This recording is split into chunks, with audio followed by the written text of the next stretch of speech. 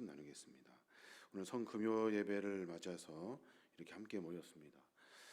우리 주님 예수 그리스도께서 우리를 위해 십자가에 달려 그 목숨을 내어주신 날, 그날이 바로 오늘입니다.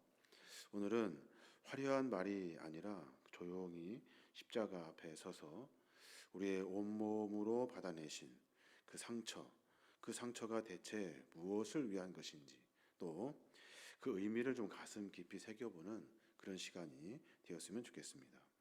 오늘 우리가 함께 읽은 이사야 53장에 있는 말씀, 이 말씀은 예수님이 이 땅에 오시기 전 약 700년 전에 이사야 선지자가 장차 오실 메시아에 대한 그 고난을 보면서 기록한 예언의 말씀입니다.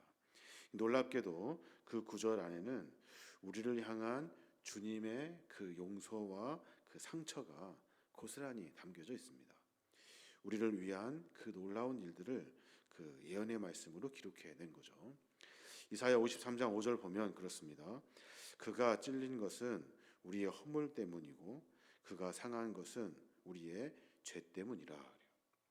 그가 찔린 이유는 우리의 허물 때문이래요. 그가 상한 이유는 우리의 죄 때문이라고 말합니다. 성경에 이 찔림과 상함을 이야기할 때 찔림은 밖에서 오는 날카로운 고통을 말할 때 찔림이라는 단어를 사용합니다. 상함은 내 속이 무너져 내리는 아픔을 말합니다. 하고 싶지 않은데 견딜 수밖에 없는 그 아픔, 내가 그 일을 꼭 해야 하는가라고 하는 고민 속에서 묵묵히 그 일을 참아 인내하는 마음, 그 마음을 상한 심령이다라고 성경은 이야기하고 있습니다. 예수님은 십자가에서 이 두 가지를 다 겪으시죠. 밖으로는 채찍과 못에 살이 찢기고 안으로는 세상의 모든 죄와 절망의 무게를 짊어지고 세상 사람들이 알지 못하는 용서와 십자가의 사랑을 이루기 위해서 그들을 보고 사랑하는 마음으로 그들을 품어내고자 하는 상함, 그 마음에 애끓는 상함의 마음, 그 마음을 주님이 갖고 계신 거죠. 왜 그러셔야만 했을까? 왜 그래야만 했을까? 가만히 생각해 보면 결론은 우리의 죄 때문이다라고 성경은 명확하게 이야기를 합니다. 내 죄 때문에 주님이 그 일을 당하신 거죠. 내버려 두면 어떻게 됩니까? 내버려 두면 우리는 하나님의 은혜를 만날 수가 없죠. 하나님과 완전히 단절된 그 삶으로 살 수밖에 없습니다. 하나님이 기억이 나지 않고 하나님이 내 마음과 삶 가운데 관련이 없는, 하나님과는 전혀 관련이 없는 그런 삶을 살게 됩니다. 우리를 창조하신 하나님의 이 존재 이유, 그 이유를 완전히 잃어버리게 되는 거죠. 이 죄가 내 안에 머물러 있으면 그런 상태로 영원히 하나님과 관계하지 못하고 영원히 단절돼 죽을 수밖에 없는 영혼이 돼버리고 말죠. 그것이 우리의 죄다라는 겁니다. 순전히 내 잘못이고 내 이기심이고 내 교만 때문에 하나님께서 예수 그리스도를 이 땅에 보내어 주시고 나를 살리시려고 그 십자가의 은혜를 우리에게 베풀어 주신 거죠. 근데 우리는 그렇게 생각한대요.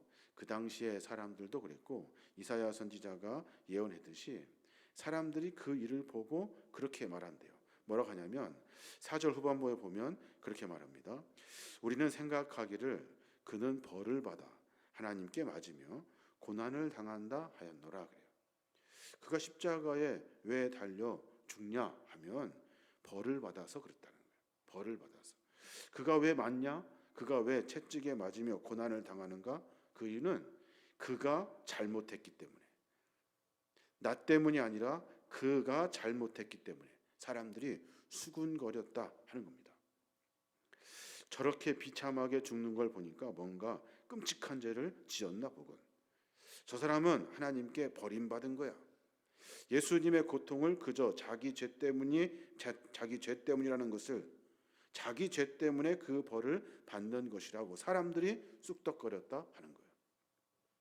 사실은 내 죄 때문에 그런데 십자가를 바라보는 모든 이에게, 예수 그리스도를 믿는 모든 이에게 하나님과 다시 연결될 수 있는 그 은혜를 우리에게 주시려고 하시는 것인데 우리는 그를 보고 저 사람 죄를 지어서 벌받는구나 하며 비웃었다 하는 겁니다. 이사야는 그 예언의 말씀을 통해서 완전히 그 생각이 틀렸음을 지적해냅니다. 아니다. 그가 하나님께 벌을 받은 것이 아니라 그가 짊어진 것은 우리의 죄 때문이고 우리의 교만 때문이고 우리의 잘못 때문이고 우리의 이기심 때문이다. 나만 잘났다고 하나님이 없이 살 수 있다고 하는 우리의 그 못된 마음, 그 마음을 고쳐 하나님과 다시 연결시켜 주시려고 하시는 십자가의 사랑, 그 사랑을 우리에게 보여주시기 위해 그 고난을 당하신다라고 하는 것을 이사야 선지자가 선포하듯 이야기를 합니다.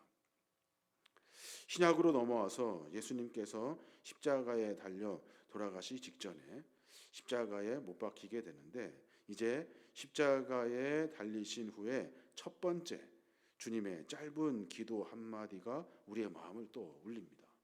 주님 뭐라고 기도하십니까? 누가복음 23장 34절에 보면 그래요. 그때 예수님은 아버지 저 사람들을 용서해 주십시오. 저들은 자기들이 하는 일을 모르고 있습니다. 라고 기도하십니다. 아버지 저 사람들을 용서해 주십시오. 자기들이 하는 일을 모르고 합니다. 인간이 얼마나 어리석고 무지한지 하나님의 용서는 또 얼마나 크고 놀라운지 그 이야기를 하고 계시는 거예요. 누가복음 23장을 딱 펼쳐보면 그때 그 상황을 누가라고 하는 사람은 아주 세밀하게 기록해냅니다. 예수님께서 지고 가시던 십자가를 더 이상 감당하지 못하고 쓰러지는 모습을 봅니다. 밤새도록 이어진 신문과 책찍질에 온 몸이 만식창이가 되었습니다. 살점이 다 뜯겨나가는 고통 속에서 예수님은 쓰러지고 또 쓰러집니다. 결국 로마 병사는 길 가던 구레네 사람을 잡아다가 예수님의 십자가를 대신 지게 하죠. 시몬이 앞에서 십자가를 메고 기진맥진하신 예수님께서 그 뒤를 따르는 그 고통의 행렬을 누가는 해골이라고 불렀다 하는 거예요. 해골, 골짜기 언덕으로 이르는 그 죽음의 길이라고 누가는 기록해냅니다. 9시쯤 되었을까요? 병사들이 예수님을 십자가에 못 박기 시작합니다. 한번 상상해 보십시오. 당시의 그 못은 지금처럼 이렇게 매끈한 못이 아닙니다. 대장간이가 망치로 그냥 두들겨 대충 만든 거칠고 투박한 쇠못입니다. 사람들의 손과 발을 뚫어야 했으니 얼마나 크고 끔찍했겠습니까? 그리고 병사들은 어떻습니까? 그 끔찍한 일을 너무나 태연하고 너무나도 능숙하게 그 일을 해치워 버립니다. 양심의 가책도 미안함도 그리고 내가 그 사람이 고통당하는 것을 보고 아파하는 마음도 일절없이 그냥 익숙하게 그 일을 처리해냅니다. 처음이 아니었는가 봐요. 수많은 사람들을 십자가에 매달아 왔던 그 사람들의 그 업무, 오늘의 일일 뿐입니다. 예수님은 십자가에 매달고 양옆에 다른 제수 둘을 매달고 그들은 자기들의 일을 그렇게 능숙하게 맞춰 갑니다. 아무런 양심의 가책도 없이 아무런 미안함도 없이 그 어떤 마음의 요동도 없이 그냥 그 일을 처리해냅니다. 십자가 아래서는 어떤 일이 벌어집니까? 그들이 제비를 뽑습니다. 예수님의 옷을 나누어 가지려고 혈안이 되어 있습니다. 그 옷이 그렇게 좋았을까요? 좋은 옷도 아니었을 텐데 그 옷을 장난치듯이 벗겨가지고 그 옷을 제비 뽑아 서로 나눠갔습니다. 야, 이거 내가 가져야 되겠다. 아, 이거 제법 질이 좋은데 이거 내가 가져야지. 서로 제비를 뽑자고 싸우면서 제비 뽑힌 사람이 정신없이 그 옷을 품에 끌어안습니다. 이건 내 거야 하면서 빼앗듯이 그 옷을 잡아다녀요. 예수님의 그 마지막 옷, 그 하찮은 옷, 그 옷이 그들에게는 전리품에 불과합니다. 그저 그것이 나에게 그냥 조금 하나 옷이 더 생기는 그런 것밖에 안 된다는 거예요. 어떤 양심의 가책도 미안함도 아무것도 없습니다. 무지하고 어리석고 한심하고 그리고 비참한 그들의 인생, 그렇게 하루하루를 살아갑니다. 병사들은 예수님을 고발한 지도자들은 자기가 지금 무슨 일을 하는지 정말로 모릅니다. 몰라요. 내가 뭘 일을 하는지를 모른다고요. 일하면서 정신없이 소리 지르고 피가 막 튀면서 못을 박는데도 어떠한 양심의 가책도 없습니다. 그냥 그 일을 태연하게 이루어냅니다. 아무런 마음의 요동도 없이. 진짜 몰랐을까요? 진짜? 그 정도면 알만하지 않을까요? 그런데 진짜 몰랐는가 봐요. 저 사람들은 자기네가 무슨 일을 하는지 알지 못합니다. 주님이 그렇게 기도를 하십니다. 혹시라도 알게 되면 마음이 불편할까 봐 그냥 외면했을까요? 이 사람 정말 죄가 없는 분이면 어떡하지? 이런 일만의 생각을 하지 않았을까요? 정말 하나님과 관련 있는 분이면 어떡하지?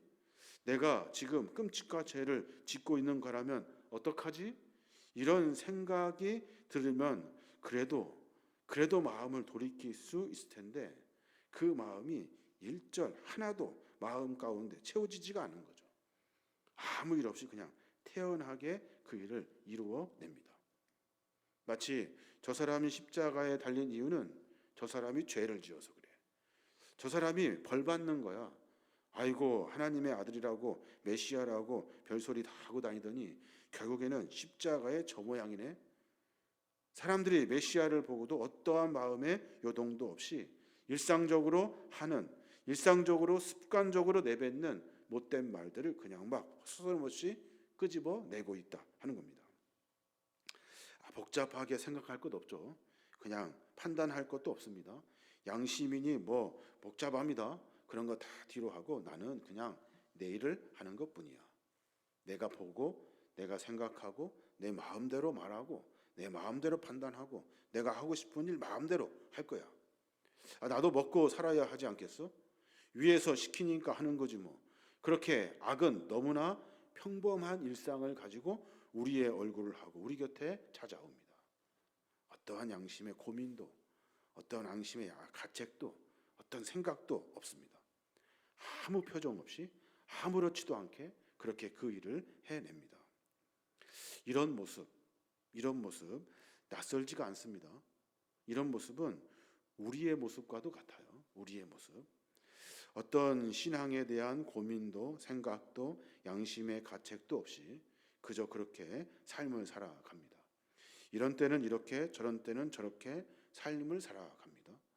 하나님이 우리에게 수없이 말씀하신 그 말씀에 대한 고민도 그리고 생각도 없이 그저 그렇게 살아갑니다. 역사에 보면 고문기술자라고 있어요. 고문기술자라고 불렸던 사람들이 학생들과 나라를 걱정하는 지식인들을 아주 잔인하게 고문을 하죠.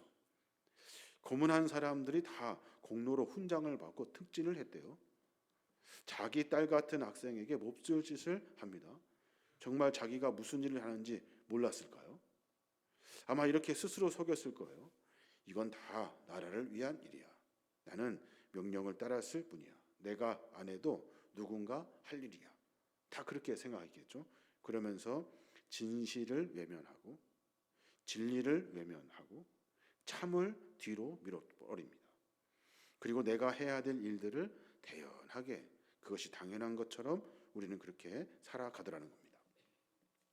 예수님의 기도가 우리의 가슴을 찌릅니다. 우리의 가슴을. 저 사람들이 자기들이 무슨 일을 하는지 알지 못합니다. 여기도 모른다라고 하는 단어, 그냥 지식이 없다 하는 뜻일까요? 마땅히 알아야 할 진실 앞에 눈을 감아버린 모른 척하는 영적 무지의 상태, 마음이 돌처럼 굳어버린 상태를 말하죠. 옆에서 사람들이 막 죽어갑니다. 그런데 내가 살아야 하니까, 나도 생존해야 하니까 아무렇지도 않게 자기중심으로 삶을 삽니다. 어떤 거짓된 일들이 수없이 일어나는데도 모른 척합니다. 그 일이 점점점 어렵게 되어지는데도 내버려 둡니다. 사람들이 막 죽어가는데 그런데도 아무렇지도 않게 하루하루를 살아갑니다. 나하고는 상관없는 일이죠. 이런 양심의 무딤, 이 무딤이 우리에게 습관이 된 거죠. 아버지, 저들은 몰라서 그랬습니다. 몰라서. 모른다. 그저 진실을 눈감아 버렸습니다. 저들은. 예수님의 기도는 이런 뜻입니다. 정말로 몰라서 그랬으니까 괜찮아. 그냥 없던 일로 해주세요. 이게 예수님의 기도입니까? 그렇지 않습니다. 예수님의 이 기도는 두 가지 마음이 함께 담겨져 있습니다. 우리가 이 말씀을 통해서 우리의 마음, 이 양심, 이 죄에 대한 고민들을 다시 가져야 돼요. 두 가지는 뭐냐면 죄를 분명히 아는 마음입니다. 아버지, 저들은 지금 끔찍한 죄를 짓고 있습니다. 저들은 자신들이 무슨 짓을 하는지 깨달아야 합니다. 알아야 합니다. 그리고 판단해야 합니다. 행동해야 합니다. 라고 하시는 주님의 간절한 기도죠. 알지 못합니다. 주님이 알려주십시오. 깨달을 수 있도록 알려주십시오. 또 하나는 끝까지 포기하지 않는 사랑이죠. 하지만 아버지, 저들을 불쌍히 여겨 주십시오. 무지한 영혼들 버리지 마시고 회개할 기회를 주십시오. 회개하고 돌이키면 하나님 용서해 주십시오. 나가는 기도의 의미가 그 안에 담겨져 있는 거예요. 하나는 끔찍한 죄를 짓고 있으니 그 죄가 무엇인지 깨달을 수 있도록 해 주십시오. 또 하나는 하나님의 사랑이 너무나도 크다는 거 압니다. 불쌍히 여겨주시고 혹 죄를 회개하면 용서해 주십시오. 라고 하는 의미가 그 안에 담겨져 있는 거죠. 십자가 아래 사람들이 막 분주하게 일을 합니다. 병사들은 옷을 나누어 갖고 지나가던 이들은 손가락질하며 예수를 조롱합니다. 유대인의 왕이라면서 너 자신이나 구원해보지. 저런 한심한 사람. 십자가 위에서 어떤 기도가 울려 퍼지는지, 어떤 사랑이 흘러 넘치는지 전혀 알지 못합니다. 그분이 왜 이 땅에 오셨는지, 뭐하러 이 일을 행하시는지를 깨닫지를 못합니다. 사랑하는 여러분, 예수님께서 바라보셨던 저 사람들, 그 얼굴이 어쩌면 오늘을 살아가는 우리의 얼굴이 아닌가 하는 생각을 해보게 됩니다. 우리 일터에서요, 가정에서, 심지어 교회에서 내가 무슨 말을 하고 어떤 선택을 하는지 생각하지도 못한 채 남들도 다 그렇게 하니까 살아갈 때 너무나 그렇게 쉽게 생각을 합니다. 우리 마음은 스스로 속이는데 아주 능숙합니다. 어쩔 수 없었어. 상황이 그랬어. 나만 그런 것도 아니잖아. 주님은 그 모든 자기 합리화와 변명을 다 꿰뚫어 보셔요. 십자가 위에서 우리를 위해 기도하십니다. 아버지, 저 사람들의 죄를 좀 알게 해 주십시오. 그리고 그들이 혹시 죄를 회개하면 용서해 주십시오. 그 기도를 하고 계신 거죠. 사람과의 관계 속에서도 그런 일들은 비일비재하게 일어납니다. 그 사람이 어떤 마음과 생각을 가지고 있는지, 그리고 내가 하는 말이 얼마큼 상처가 되는지 생각하지도 않습니다. 그냥 내가 하고 싶은 대로 말합니다. 그 사람이 얼마나 어려움에 빠져 있는지, 그리고 나 때문에 어려움에 빠져가는지, 내가 하는 행동이 그를 얼마나 어렵게 하는지 상관없습니다. 그는 그고 나는 나죠. 내가 생각하는 일들 속에 내가 편하면 되는 겁니다. 마음껏 이야기하고 마음껏 저주하고 마음껏 욕하고 마음껏 자기 하고 싶은 대로 합니다. 내가 무슨 일을 하는지 알지 못합니다. 내가 무슨 일을 하는지 깨닫지를 못합니다. 그러니 삶이 완전히 엉망이 돼버리고 말죠.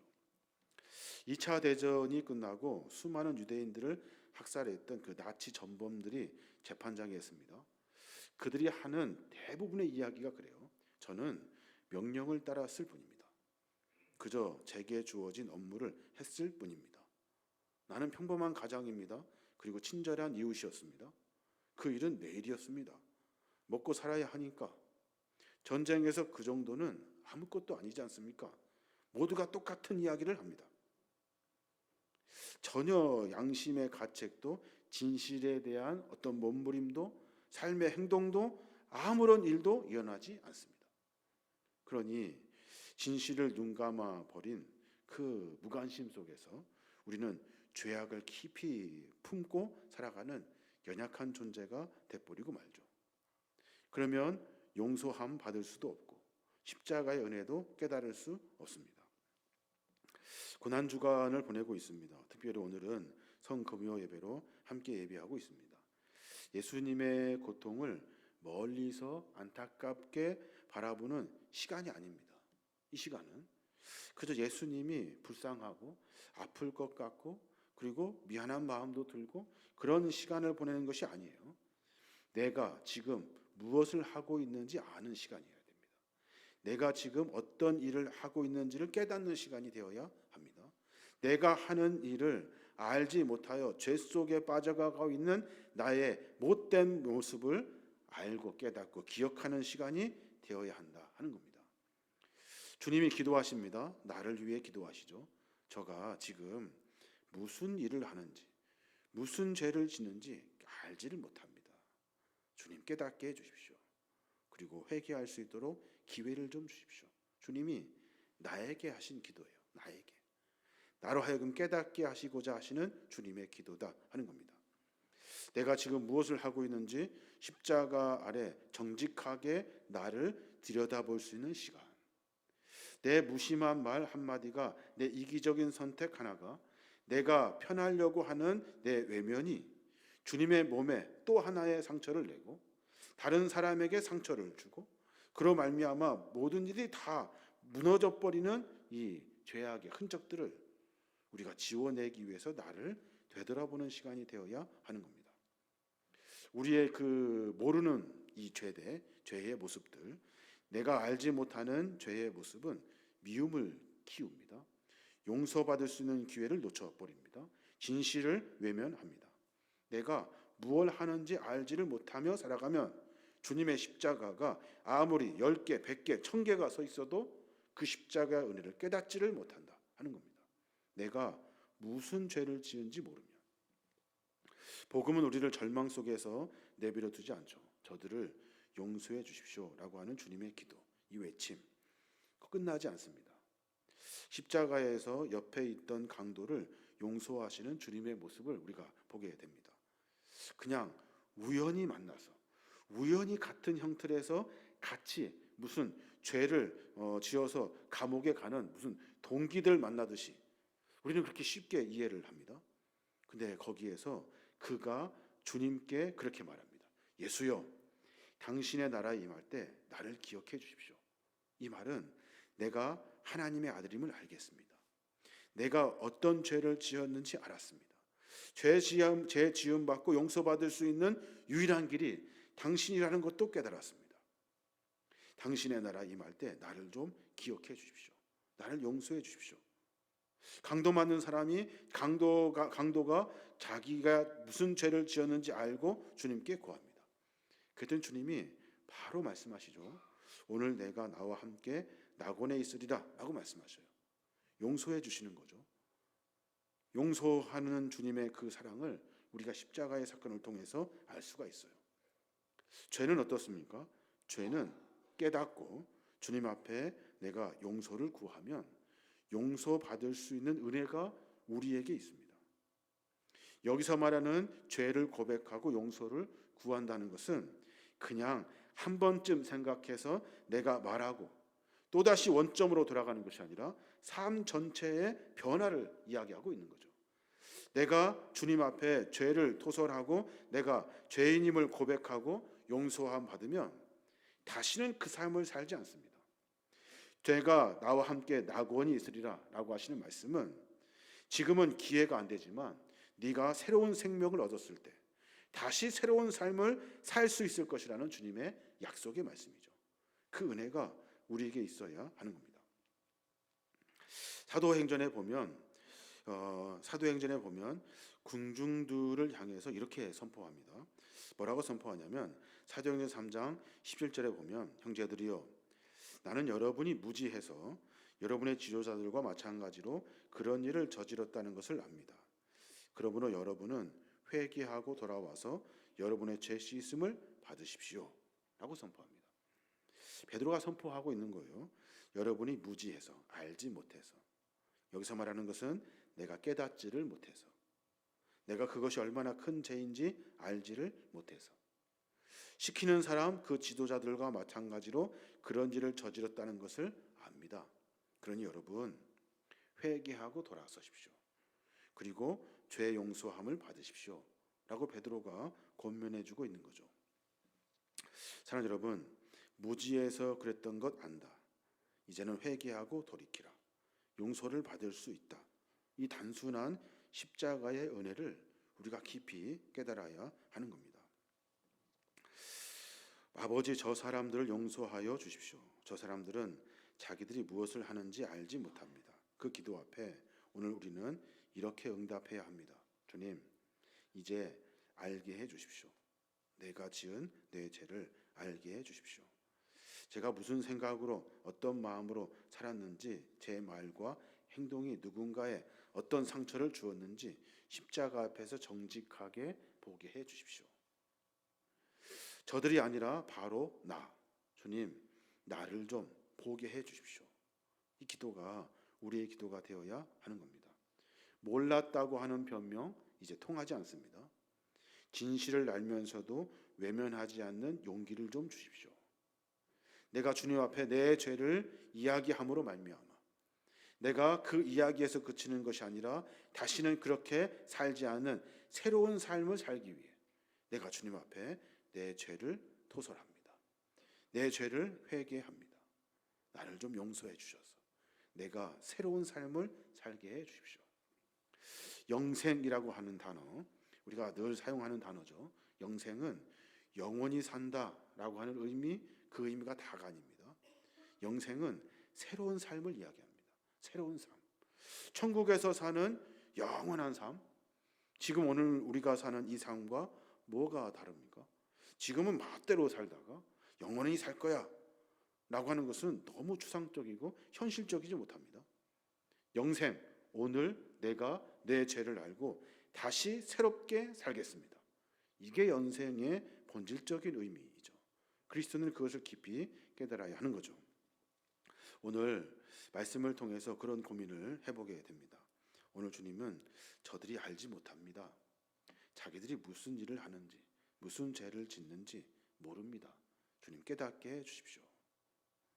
저들이 이제 죄를 이야기하면 주님, 하나님의 한없는 사랑으로 용서해 주십시오. 기회를 주십시오. 이 말씀에 우리의 삶을 정비해야 하는 거죠. 우리는 늘 언제나 나 중심으로 살아갑니다. 그러지 않도록 해야 합니다.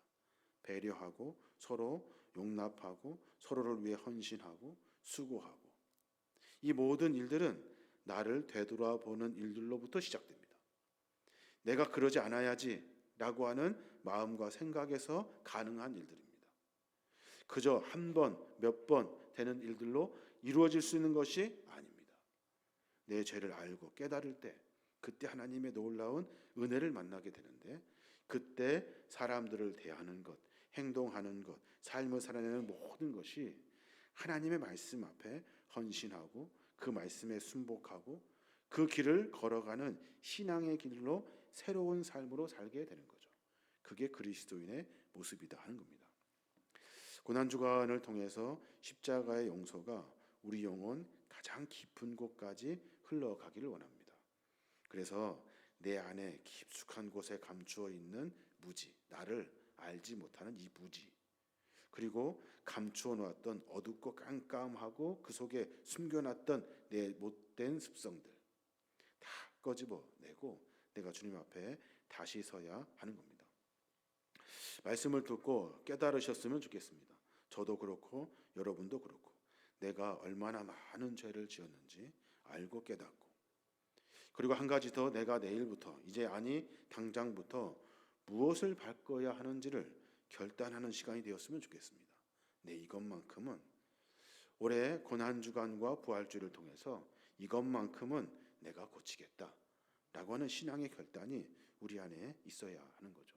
그것이 없으면 올해도 작년같이 똑같이 보내는 절기가 돼버리고 내년도 그렇게 똑같이 또 절기를 보낼 겁니다. 그런 신앙의 모습으로는 새로워질 수 없습니다. 우리의 삶을 다시 한번 점검해서 하루하루 새로운 은혜를 만나는 우리 모두가 되었으면 좋겠습니다. 그게 그리스도의 축복이죠. 그 축복을 받아 누려서 나에게 찾아와 주시고 나에게 믿음 허락해 주신 주님의 그 마음을 알고 그 마음을 시원하게 해드리는 우리 하나님 아버지의 무한하신 사랑하심과 성령님의 감동하시고 교통하신 은혜가 우리의 죄를 깨닫고 주님 앞에 우리의 죄를 토설하며 새로운 삶을 살고자 각오하고 결단하는 믿음의 종들 머리머리 위에 이제로부터 영원히 함께 하시옵기를 간절히 축원하옵나이다. 아멘.